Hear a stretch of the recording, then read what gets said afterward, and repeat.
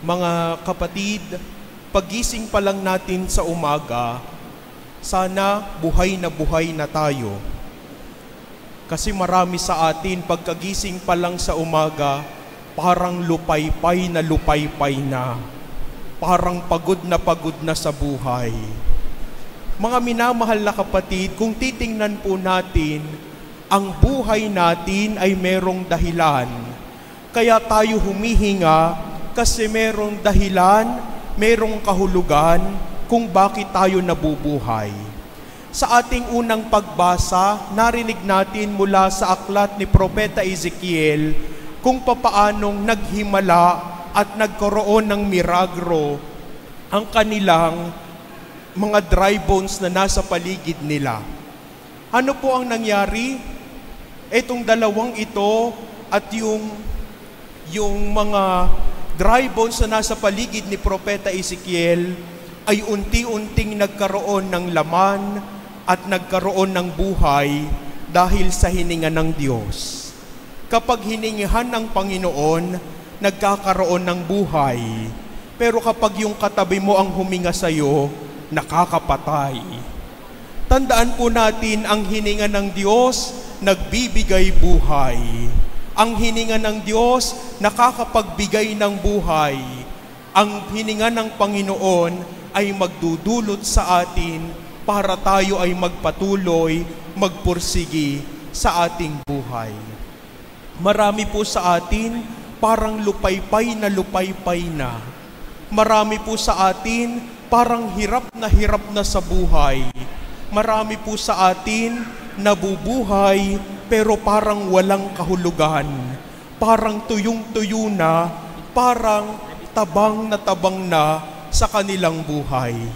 Mga minamahal na kapatid, para saan nga ba tayo para tayo ay mabuhay? Ano nga ba ang dahilan natin para tayo ay patuloy na nabubuhay?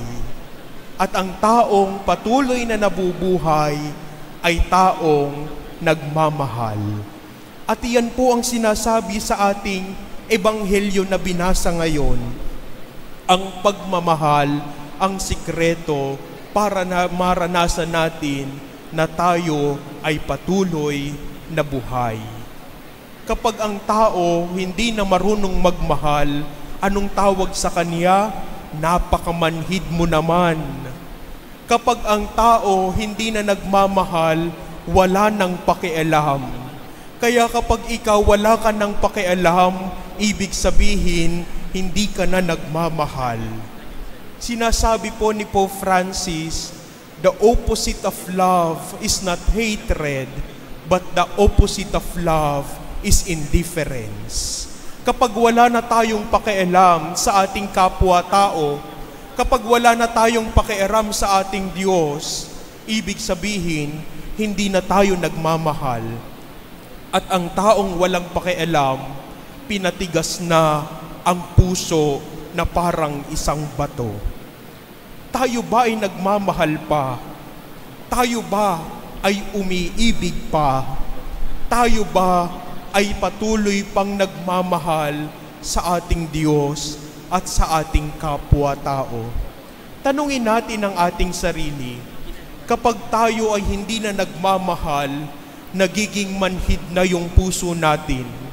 Kapag ang puso natin naging manhid na, wala na tayong pakialam kung ano man ang pagdurusa ng ibang tao.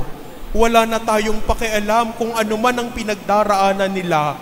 Wala na tayong pakialam kung ano man ang bigat na meron sila. Basta ako ay maayos, ako ay panatag, wala na akong pakialam sa inyo. Hindi po yan nagmamahal. Ang taong nagmamahal, kayang makiramdam. Ang taong nagmamahal, marunong makipagkapwa. Ang taong nagmamahal, marunong umunawa. Kaya nung tinanong si Jesus sa ating ebanghelyo, isa lang po ang sagot ni Jesus. You shall love the Lord your God with all your heart and your neighbor as yourself.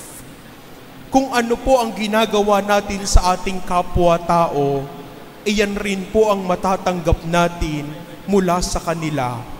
Kung tayo po ay masungit sa ating kapwa-tao, huwag ka nang magtaka, lalayuan ka ng mga tao.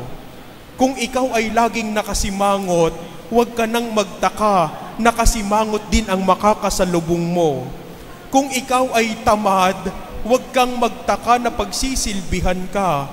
Mga minamahal na kapatid, kung ano ang ating ginagawa, ay ito ay tanda ng ating pagmamahal sa ating kapwa.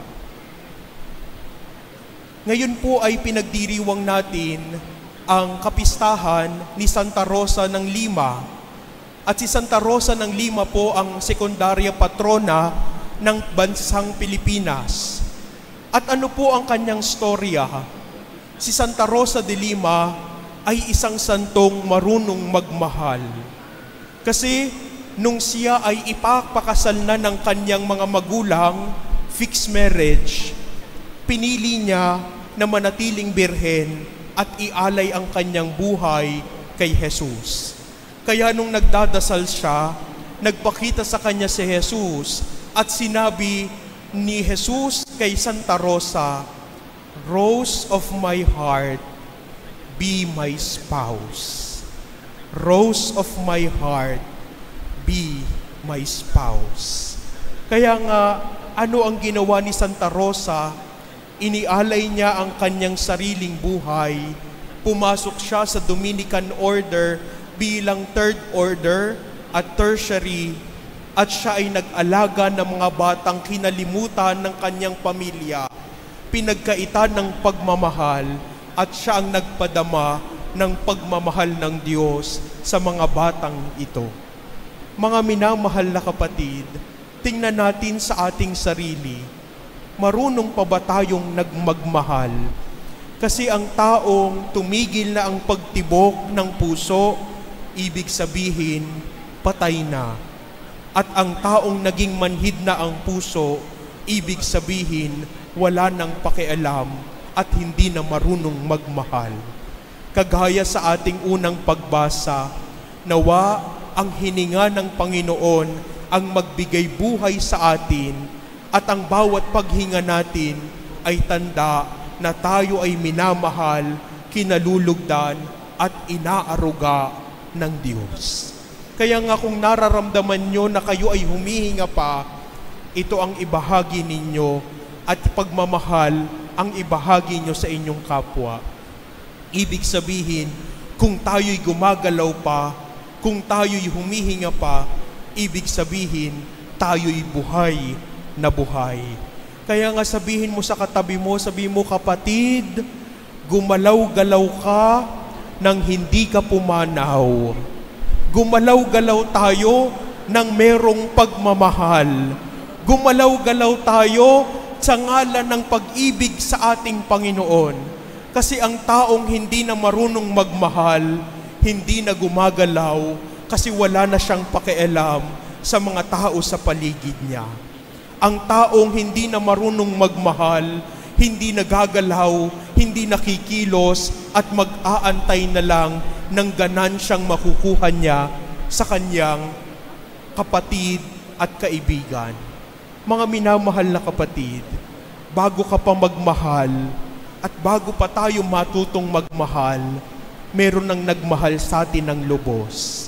Kaya tayo natutong magmahal kasi naranasan natin ang pagmamahal sa mga taong nasa paligid natin.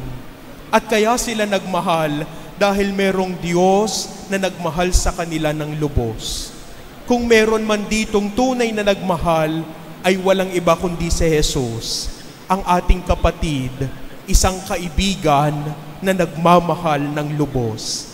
Isang kaibigan na nasa oras ng pangangailangan ay pwede nating takbuhan.